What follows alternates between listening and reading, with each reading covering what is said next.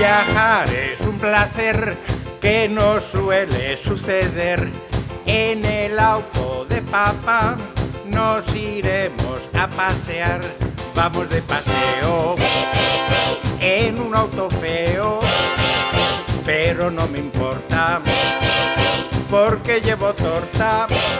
Y ahora vamos a pasear por un túnel. Buscando en el baúl de los recuerdos, me vi desafilando una mentira.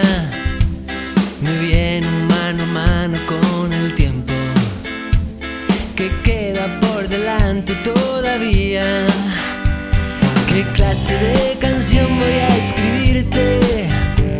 ¿Qué día vas a estar desocupada? Hay tanto que me queda por decirte, que tengo la sonrisa hipotecada y lo mejor recién empieza. Está servida ya la mesa. Oh, oh, oh, oh, oh.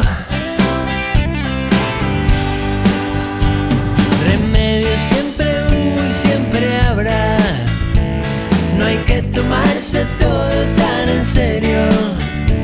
Si nada vale tanto como un beso, envuelto en amargura, en despedida o en misterio, me queda una canción desesperada.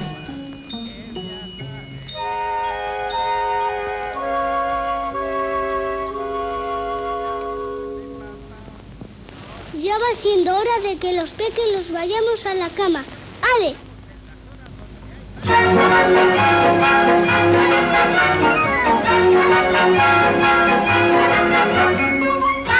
la cama, que hay que descansar, para que mañana podamos madrugar.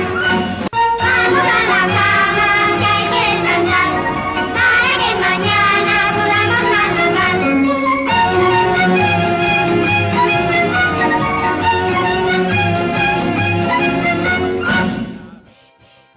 Porque llevo torta.